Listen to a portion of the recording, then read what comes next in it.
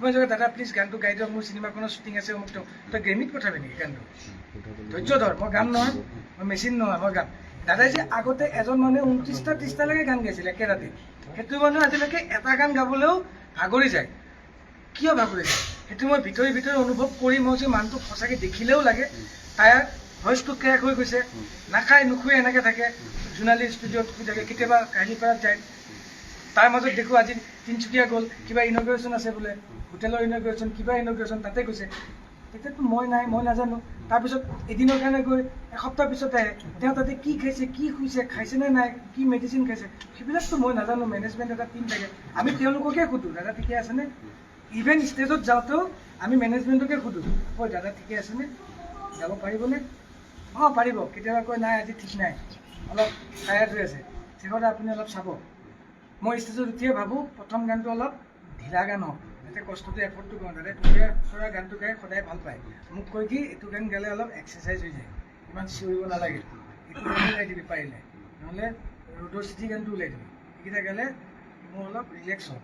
মই সদায় সেনেকৈ থাকোঁ। চবেই কয় দাদাক অমুক গান ওলাই দিয়ক, তমুক গান ওলাই দিয়ক, মই সেইটো নকৰোঁ। দাদা ৱাৰ্ম আপ হোৱাৰ পিছত কেতিয়াবা লৈ যায় ধুনীয়াকৈ, কেতিয়াবা নোৱাৰে। আপোনালোকে দেখিছে আই এম টায়াৰ্ড, মই গাব নোৱাৰোঁ আজি, গুচি যায়।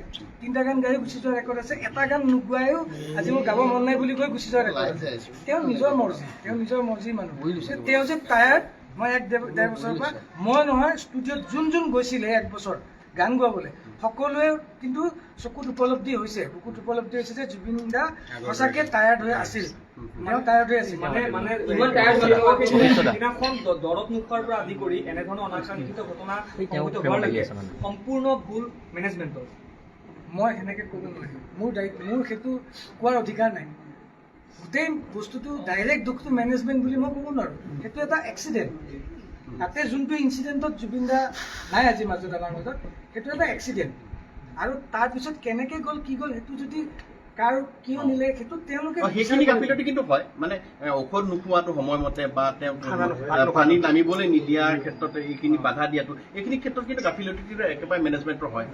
মই এইখিনিয়ে জানো, মোক অকণমান এতিয়া ময়ো জানিছোঁ আপোনাৰ কথাটো জানিছোঁ। মোক যোনে চবেই ভাবিবই যে মই নাথাকি যদি মই ইয়াত থাকি যদি আপুনি তাত থাকিলে হয়, এজন সাংবাদিক হিচাপে যদি জুবিন গাৰ্গৰ ওচৰত গ'ল হয়, আপুনি কি কৰিলে হয়? জুবিন দাক পানীত নামাটো ভিডিঅ'ই কৰিলে হয় ন। আপুনি যদি জুবিন দাক এবাৰ ক'লে হয় দাদা নালাগে নামিব, তাৰপিছত চবেই যেতিয়া মেনেজমেণ্টটো যেতিয়া থাকিব, আপুনি ভাবিলে এটা টাইমত যে মেনেজমেণ্ট যিটো আছে চাবই। মই এবাৰ ভিডিঅ' কৰোঁ, নিউজ এটা যাব অসমত, জুবিন গাৰ্গে ইয়াতে সাঁতুৰিছে, চ' আপুনি সেইটোতো লৈ কৰিলে হয়, তেতিয়া আপোনাকো ইয়াতে কৰিলে হয়। আপুনি ভিডিঅ' কৰি থাকিলে, জুবিন গাৰ্গক মাৰি পেলালে। মোৰো আজি চেম পৰিস্থিতি যে মই তাতে মিউজিচিয়ান হিচাপে গৈ চব যোনে য'ত আছে মই তাতে আছোঁ। মই বচাবলৈ বা তেওঁৰ তাতে মৃত্যু হ'বলৈ তেওঁক ঠেলি দিয়া বুলি মই ভবা নাই নহয়, বা মই তাতে দাদাৰ মৃত্যু হ'ব বুলি মই যোৱা নাই নহয়। আমি তাতে এনজয় কৰিব গৈছে চবেই, ময়ো তাতে গৈছোঁ। তেওঁ তাতে যেতিয়া কৈছে যে দাদা জেকেট নিপিন্ধাকৈ গৈছে, চাবি বুলি কওঁতে মই ধৰিলোঁ ন, তাৰপিছত উঠাইছোঁ নহয়। তাৰপিছত দায়িত্বখিনি, তাৰ আগৰ দায়িত্বখিনি কোনে ল'ব লাগিছিল আপোনালোকে বিবেচনা কৰক। মিছবিহেভ কৰিলোঁ হয়, কাৰোবাৰ গান যদি মই ৰেকৰ্ড নকৰিলোঁ হয়, দাদাৰ পইচা লৈ পেলাই মই দাদাক নক'লোঁ হয়, তেওঁলোকে মোক দোষাৰোপ কৰক, মই তাৰ উত্তৰ দিম বা মোক মাৰি পেলাম। মোৰ দায়িত্ব এইখিনি আছিল, বাকীখিনি দায়িত্ব মোৰ লগত আছিলে। কোনোবাই পাতিছিল নেকি দাদা মোক যাব লাগিব? আপোনাৰ শেষত আকৌ এবাৰ সুধিছোঁ, স্ক্ৰীনশ্বটৰ কথাবোৰ এতিয়াওতো মিছা নহয়, এইবোৰ সম্পূৰ্ণ সঁচা কথা। মোৰ কাৰণে কোনোবাটো সঁচা, বাকী আপোনালোকৰ কাৰণে বিবেচনা কৰি ইনভেষ্টিগেশ্যন কৰক, যদি সঁচা হয় সঁচা হ'ব। আপুনি জুবিনদাৰ এতিয়া সংগী আছিল, এতিয়া জুবিনদাৰ তালৈ যাব নে কেতিয়া যাব চাবলৈ? মই আহিয়ে যাব বিচাৰিছোঁ, মোক যাব দিয়া নাই, সকলোৱে ঘৰৰ মানুহে যাব দিয়া নাই। মোকতো কোনো কৰ্ডিনেটো কৰা নাই। মই এতিয়া তাত সিদ্ধাৰ্থৰ কাৰণেও কোনোবাই কিবা ক'লে যে তাক সি আহিব লাগিব, মোৰ কাৰণে কোনে কৈছে? মোক এবাৰ কওক, কোনোবাই যদি কৈছে যে শেখৰ আহিব পাৰে, মই যাম। কিন্তু মই এটাই শুনি আছোঁ, শেখৰকো মাৰি পেলাম, শেখৰক য'ত দেখা পাওঁ তোক হাৰ মূৰ ভাঙি দিম, তোক চুবাই খাম। মোক এনেকৈ পাৰ্চনেল মেছেজ দিছে, যাৰ কাৰণে মোৰ মোবাইলটো অফ হৈ গৈছে, এতিয়া অফ কৰি থৈছোঁ। মই কোনটো সাহসত মোৰ ঘৰৰ মোৰ মিছেছ আৰু মোৰ 4 বছৰীয়া পোৱালিটোৱে মোক যাব দিব? মোৰতো কোনো পুলিচ প্ৰটেকশ্যনো নাই, না মোক কোনোবাই ফোন কৰি সুধিছে যে আপোনাক গাৰ্ড কৰিম, মোকতো একো কৰা নাই। মোৰ ঘৰতো এতিয়ালৈকে কোনো পুলিচ প্ৰটেকশ্যন নাই, একো নাই, নালাগেও মোক প্ৰটেকশ্যন। মইতো দুখ কৰা নাই, কিন্তু মই অকলে আছোঁ। আপোনালোক আহিছে, মোক ঘৰত পাইছে, মই বেলেগত নাই। মই এতিয়া নহয়, মই তেতিয়াই যাব বিচাৰিছোঁ। আৰু এতিয়াও দাদাৰ ওচৰত, দাদাৰ লাষ্ট কোনে তাত মুখাগ্নি কৰিব সেইটো আমাৰ অধিকাৰ নাই। ফেমিলি আছে, মেনেজমেণ্ট আছে, তেওঁলোকে ডিচিশ্যন ল'ব। আজি মোৰ সকলো শেষ। আজি মোক ফেমিলিকো চাগে মোক দৰকাৰ নাই, জুবিন গাৰ্গৰ অনুৰাগীকো মোক দৰকাৰ নাই। ইমান দিন শেখৰক দৰকাৰ হৈছিল জুবিন দাক গান গোৱাবৰ কাৰণে, জুবিন গাৰ্গক কোনোবা দিনা লগ ধৰিবৰ কাৰণে শেখৰক এবাৰ ফোন কৰিছিল, আজি ষ্টুডিঅ'ত যাব পাৰিম দাদা আছে নেকি। এতিয়াতো শেখৰক দৰকাৰ নাই, আপুনি শেখৰক মাৰি পেলোৱাই ভাল। আজি শেখৰৰ কোনো চিকিউৰিটনেছ নাই। আজি মই তাতে আছিলোঁ, মোৰ কাল হ'ল, মই তাতে আছিলোঁ, পানীতো আছিলোঁ, সেইটোৱে মোৰ কাল হ'ল। আৰু মোক আজি এতিয়া কোনো ফোনো নকৰে আজিৰ পৰা জুবিন দাই গান গাব আপোনাক ক'ত, কাৰণ দাদাক ফোন কৰিলে দাদাই কয় শেখৰৰ লগত কৰ্ডিনেট কৰ, কেতিয়া গাম। মোক সেইটো কৰ্ডিনেট কৰিব দিয়ে অকল ষ্টুডিঅ'ৰ টাইমিংটো মই কওঁ। মই গম পাওঁ যে দাদাই 7টা বজাত খোৱাৰ পৰা উঠিব, 8টা মানত আহি যাওঁ বুলি কওঁ। গৈ পেলাই বহুত মানুহ ফ্ৰীয়ে আহে, গান নহয়। এসপ্তাহ একমাহলৈ বছৰ দিনলৈকে গান হোৱা নাই বহুতৰ গান। কিন্তু সেইটোত মই অধিকাৰ নাই যে মই দাদাক গোৱাই দিম ডেলিভাৰ্টলি বাই ফৰ্চলি, দাদাক গাব নোৱাৰা কৈ দিম, নহ'ব। দাদাই যেতিয়া মন যাব গাব, যাৰ হ'ব তাক দিম। কিন্তু আজি মোক কোনো এতিয়া চবে কৈছে মাৰিম, তই আহিলে তোক দেখা পালে অসমত মাৰিম, কিন্তু মোক আজি দৰকাৰ নাই ন, ডেফিনেটলি দৰকাৰ নাই। এতিয়া তদন্ত যদি হয় তেনে তদন্তত আপুনি সম্পূৰ্ণ সহযোগিতা আগবঢ়াব। সম্পূৰ্ণ মানে যি লাগে, মই ক'ত যাব লাগে, মই যদি মাৰ খায়ো যাব লাগে, কোনোবাই যদি মাৰিব তুমি আহিবই লাগিব বুলি কয়, মই মাৰ খায়ো যাম। য'ত যাব লাগে মই তাতে যাম। যি সোধে মোক, মই যি জানো, মই সুস্থ অৱস্থাত থকা লাগে মই এইখিনি ছাপোৰ্ট কৰিয়ে যাম। মই তাত ছাপোৰ্ট নকৰিব লগা কোনো কথা নাই। কিয় মই ছাপোৰ্ট নকৰিম? আপুনি ছাপোৰ্ট নকৰিব নেকি? আজি এজন অসমৰ এজন মানুহে ছাপোৰ্ট কৰিব যদি যিখিনি জানে। কোনোবা এজনক যদি সোধা যায় জুবিন গাৰ্গৰ বিষয়ে কি জানো, লাষ্ট কেতিয়া লগ পাইছিলি, তেওঁৰ অনুভৱটো তেওঁ ক'বই।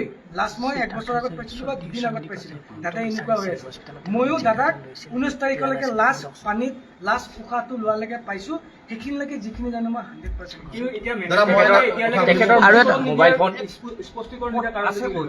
তেখেতৰ মোবাইল ফোনটো এতিয়ালৈকে প্ৰেছ চিট স্পষ্টীকৰণ তেওঁ কিয় স্পষ্টীকৰণ দিয়া নাই সেইটো তেওঁ গম নাপাওঁ, সেইটো মই গম নাপাওঁ। মই তাক দিল্লীতে আহিলোঁ বুলি ক'লোঁ ন। মই নিজে টিকেট কাটি আহিছোঁ ন। মোৰ লগৰ এজনে বন্ধু এজনে টিকেট কাটি দিছে, মই 4:25 ফ্লাইটত আহিছোঁ। সেইখনত জুবিন গাৰ্গক অনা হোৱা নাছিল, দাদাৰটো চাৰ্টাৰ ফ্লাইট ঠিক কৰিছিল। তাতে পিছতহে মই ইয়াত লেণ্ড কৰোঁতেহে গম পালোঁ এইখনত জুবিন দাও আহিছে। পিছত লেণ্ড কৰোঁতে পবিত্ৰ মাৰ্ঘী দাদা আৰু আমাৰ সন্দীপনক দেখা পাই এতিয়া মই গম পালোঁ। মই অলৰেডি ভাবিছোঁ আমাৰ ফ্লাইট লেণ্ড কৰিছে 7টা বজাত, দাদা আহিছে 1:30 বজাত, 4টা বজাত দাদা গুৱাহাটী পাব। মই পাইছোঁ 7টা বজাত, অলৰেডি দাদাৰ প্ৰচেছন দাদাক লৈ গ'ল। ইমান সোপা মানুহে এয়াৰপৰ্টত কিয় ৰখি আছে? ভাবিছোঁ কি মোক মাৰিব আহিছে, কাৰণ চবেই চাগে কৈছে যে ই এখন ফ্লাইটত গৈ আছে, ইয়াতে পাবি, ইয়াক মাৰি পেলাম। মই কৈছোঁ মোৰ যদি মৃত্যু ইয়াতে আছে, ইয়াতে হ'ব। পিছত দেখিছোঁ মানুহবিলাক যেতিয়া হেৰি মানে আমাৰ পবিত্ৰ মাৰ্ঘী দাদা আৰু সন্দীপনক দেখিলোঁ, তেতিয়া মই চব আপোনালোকে ইয়াত কিয়? কি পিছত ক'ম তই অলপ লাহে লাহে আহ। পিছত দেখিছোঁ দাদাৰ কফিনটো তলেদি নি পেলাই এনেকৈ ৰেড কাৰ্পেটত গৈছে আৰু মানুহবিলাক চব তাতে দৌৰি গৈছে। মই চব দাদা ইয়াত আহিছে। তেতিয়া মোৰ এটা সুখ বুলি ক'ব নোৱাৰি, এটা মানে ভিতৰত এটা উশাহৰ এটা কাণ চকু পানী ওলাইছে। দাদাই চবেই মোক এৰি দিলে, কিন্তু এতিয়াতো মোক এৰি দিছে। আপোনালোকে যে আহিছে, আপোনালোকে কি ভাবি আহিছে? মোৰ ওচৰত মোৰ নিউজ ওলাইছে কিবা ই ভিক্টিম বুলি ভাবি আহিছে। নহয়, আপুনি স্পষ্টীকৰণটো দিয়াৰ কাৰণে খুব ভাল কথা হ'ল, কাৰণ সকলোৱে ক'ৰবাত আপুনিও দুখী নেকি বুলি কথাখিনি কৈ আছিলে। কিন্তু মোক আজি মানে তাতে কোনেও তাতেতো নাই, মই তাতে চিনতে নাই মই দিল্লী। মই অকলে আহি আছোঁ ঘৰত। মোক আকৌ ঘৰৰ পৰা এইফালে লগৰকেইটাই ফোন কৰিছে, তই বাহিৰত ঘপকৈ নোলাবি, তোৰ ওপৰত একশ্যন হৈ যাব, মাৰি দিব। না মোৰ মুখত মাস্ক এখন আছে না কিবা আছে, মই অপেনে আহিছোঁ, মই ঢাকি ঢুকি অহা নাই। পিছত মোৰ দুখ লাগিছে আৰু ভাল লাগিছে মনটোত। দাদাই মোক লাষ্টৰ দিনাও যে কৈ গৈছিল তোৰ লগত মই আছোঁ, মৃত্যু হয় দাদা মোৰ লগত কফিনত শুইও আহিছে দাদাই, কিন্তু দাদালে ঠিক কৰা ফ্লাইটত অহা নাই, মোৰ লগত আহিছে।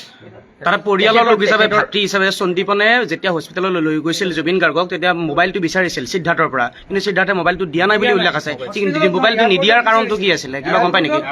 এয়াৰপৰ্টত বিচাৰিছিলে। সন্দীপনে বিচাৰিছিল দাদাৰ বেগটো, দাদাৰ কাপোৰটো, দাদাৰ জোতাযোৰ চব সন্দীপনে আনিছে বেগত। তাৰপিছত মোক ফোনটো দি দিয়ক।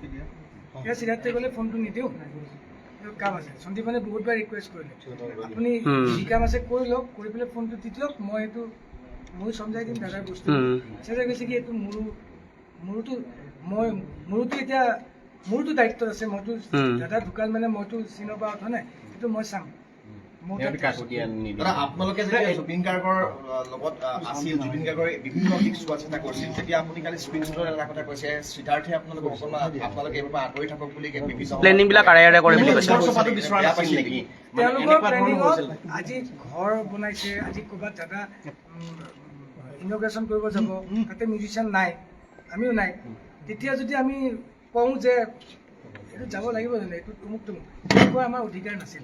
কাৰণ সিদ্ধাৰ্থতে মেনেজমেণ্টে মানে আমাক তেতিয়া কৈছিলে আমি চাম ন, আমি আছো ন, ক'ত দাদা যাব লাগে, কিমান পইচা পাব লাগে, কিমান পইচা পাব নালাগে, দাদাই কাক পইচা দিব নিদিব, সেইটো আমি চাম, আপোনালোকৰ ডিউটি কৰক।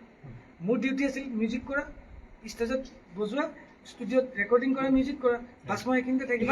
এনে যদি তদন্ত কৰে তেনেহলে হয়তো ক'ৰবাত টকা পইচাৰ হিচাপবোৰৰ পৰা আৰম্ভ কৰি নিশ্চয় বহুত কথা চাগে পোহৰলৈ আহিব। ডেফিনেটলি আহিব চাগে, যিখিনি কথা চাগে ময়ো নাজানো, মোৰ জানিব মন যায়। দাদাই ইমান বছৰ যে গান গালে, অসমৰ চবতছে ধনী শিল্পী বুলি কালি কোনোবাই কৈছিলে, বাহিৰত কৈছে ছিংগাপুৰত, ৰিচ ছিংগাৰ ইণ্ডিয়া। চ' এইজন মানুহৰ লাষ্ট তেওঁ ইমান এনেকে মানে উইক হৈ পেলাই কিয় থাকিব লগা হ'ল? তেওঁ ঘৰটো বনাবলৈ আমাৰ এটা মিউজিচিয়ানক সুধিলে, আপোনালোকে আমাৰ যদি বাকী কেইজন মিউজিচিয়ানক সোধে চবেই ক'ব ঘৰটো বনাবলৈ কিয় দাদাই ফিটা কাটিব যাব লগা হ'ল, দাদাই ঘৰটো বনাবলৈ কিয় প্ৰগ্ৰেম কৰিব যাব লগা হ'ল, দাদাৰ পইচা ইমানেই নোহোৱা হৈ গ'ল।